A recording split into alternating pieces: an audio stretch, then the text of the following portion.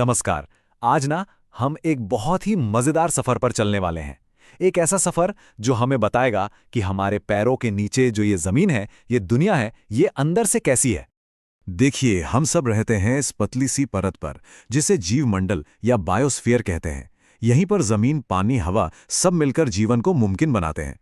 लेकिन कभी सोचा है कि इस छोटी सी नाजुक सी परत को ताकत कहाँ से मिलती है? और बस यही सवाल हमें ले जा रहा है आज के सफर पर, सतह से नीचे सीधा पृथ्वी के धधकते हुए दिल की तरफ। तो चलें, पता लगाते हैं। तो सबसे पहले हम चलेंगे पृथ्वी के केंद्र की ओर। एक एक करके इसकी सारी परतों को समझेंगे। तो हमारी पृथ्वी, आप समझिए, बिल्कुल एक प्यास की तरह है। इसकी भी कई परतें हैं। सबसे बाहर वाली परत है क्रस्ट, जिस पर हम सब रहते हैं। फिर बीच में आता है बहुत बड़ा मेंटल और बिल्कुल अंदर इसका शक्तिशाली कोर। अब ये जो क्रस्ट है, यानी भूपर्पटी, ये सबसे पतली परत है, लेकिन है बड़े काम की। ये भी दो तरह की होती है। एक तो है महाद्वीपीय परत, जो थोड़ी मोटी है और जिस पर हमारे सारे महाद्वीप टिके हैं।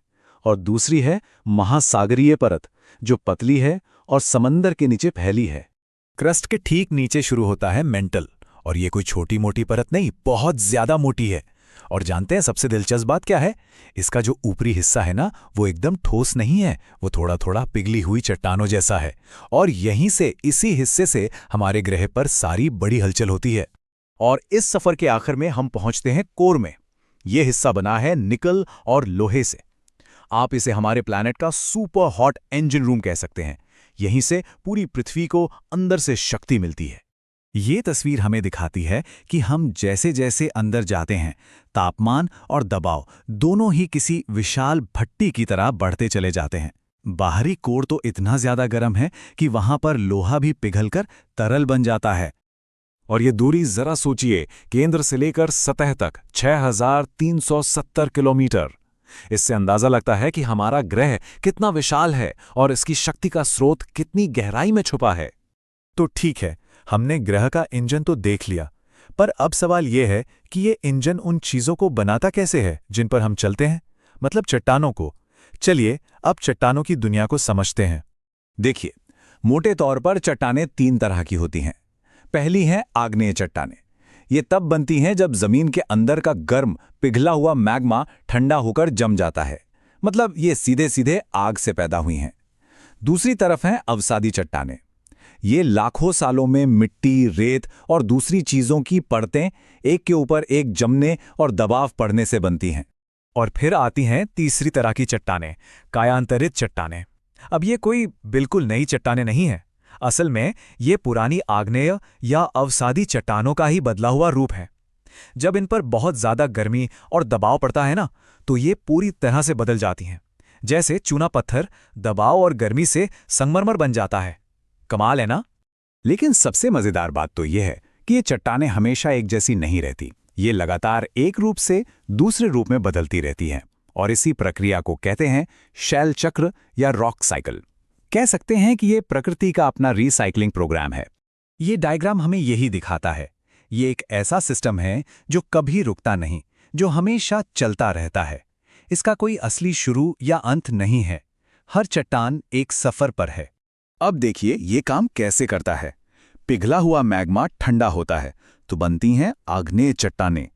वक्त के साथ ये चट्टानें टूटती हैं और बन जाते हैं छोटे छोटे कण, यानी अवसाद। ये अवसाद जब दबते हैं तो बनती हैं अवसादी चट्टानें। और फिर जब इन पर जबरदस्त गर्मी और दबाव पड़ता है तो ये बन जाती हैं कायांतरित चट्टानें। और अगर ये भी पिघल जाएं तो वापस मैग्मा बन जाती हैं। ये चक्र चलता ही रहता है। तो अब तक हमने पृथ्वी के अंदर के इंजन को समझ लिया और उससे बनने वाली चट्टानों को भी। अब इन दोनों चीजों को जोड़ते हैं और देखते हैं कि ये मिलकर हमारी धरती की सतह पर कैसे लगातार हलचल मचाते रहते हैं। ये सब कुछ होता है टेक्टोनिक प्रक्रियाओं के वजह से। इसका मतलब है पृथ्वी की ऊपरी सतह जो है वो कई बड़े बड़े टुकड़ों में बटी है, जिन्हें हम प्लेट्स कहते हैं। और ये प्लेट्स लगातार हिलती रहती हैं। ग्रीक भाषा में टेक्टोन के मतलब होता है निर्माता। और ये नाम बिल्कुल सही है, क्योंकि इन्हीं प्लेट्स की हलचल से पहाड़, महाद्वीप और महासागर बनते हैं। हमारी पृथ्वी की सतह कोई एक ठोस गोला नहीं है, बल्कि इन विशाल प्लेटों में बटी हुई है। ये प्लेट्स एक बहुत बड़ी पहेली यानी जिक्सॉ पजल के टुकड़ों की तरह एक दूसरे से जुड़ी हैं और नीचे मैंटल के ऊपर बहुत ही धीरे धीरे तैर रही हैं। तो सवाल ये है कि ये प्लेटें हिलती क्यों हैं? जैसा कि बताया गया है, ये प्लेट्स नीचे मेंटल की नरम कुछ कुछ पिघली हुई परत पर तैर रही हैं। अब मेंटल के अंदर जब हलचल होती है तो वो एक विशाल कन्वेयर बेल्ट की तरह इन प्लेटों को भी अपने साथ साथ हिलाती है। और जब ये प्लेट्स आपस में टकराती हैं या एक दूसरे से दूर जाती हैं तो उसका असर हमें ज्वालामुखी और भूकंप के रूप में देखने को मिलता है। ज्वालामुखी और कुछ नहीं, बस जमीन में वो दरारें या छेद हैं जहां से पृथ्वी के अंदर का गर्म मैग्मा लावा बनकर सतह पर बाहर आ जाता है। तो चलिए पूरी कहानी को एक साथ जोड़ते हैं। पृथ्वी का गर्म कोर वो मैंटल को गर्म करता है। ये हिलता हुआ मैंटल ऊपर की टेक्टोनिक प्लेटों को खींचता है। इन प्लेटों की हलचल से ज्वालामुखी फटते हैं और भूकंप आते हैं, और ये पूरी की पूरी प्रक्रिया ही रॉक साइकिल को भी चलाती है। देखा, सब कुछ एक दूसरे से कैसे जुड़ा हुआ है। तो अगली बार जब आप जमीन पर खड़े हों तो ये याद रखिएगा कि ये सतह जितनी ठोस और शांत दिखती है वैसी है नहीं।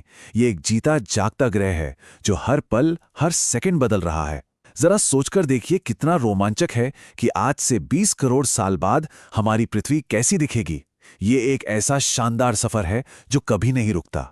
Be sure to like this video, share and comment below, and don't forget to subscribe to Jonas Creation 25.